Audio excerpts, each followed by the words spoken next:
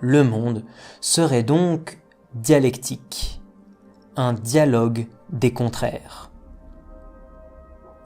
À travers le conflit des tendances opposées, s'engendrerait et se maintiendrait l'unité de toute chose. La lutte ferait l'existence, l'opposition ferait l'union, et l'inégalité ferait l'harmonie. Selon Héraclite, ce mouvement fonde l'harmonie secrète du monde.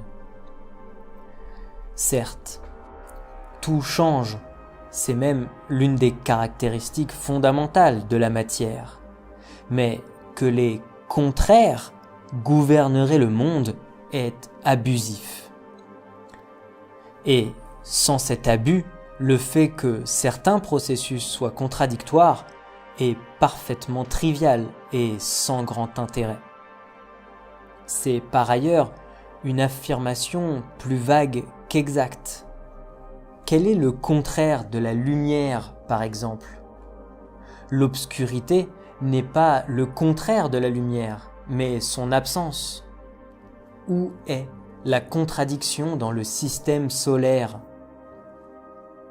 Certains processus évolutifs sont effectivement le fruit d'une opposition, tandis que d'autres sont le fruit de synergie et de coopération, par exemple.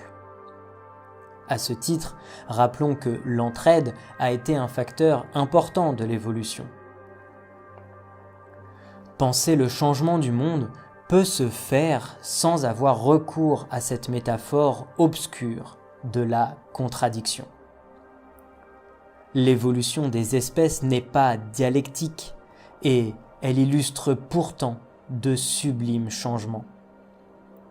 Certains processus peuvent être contradictoires, mais la nature n'est pas dialectique, tout comme la société ou notre esprit. Arrêtons de ressortir la dialectique pour pallier notre ignorance.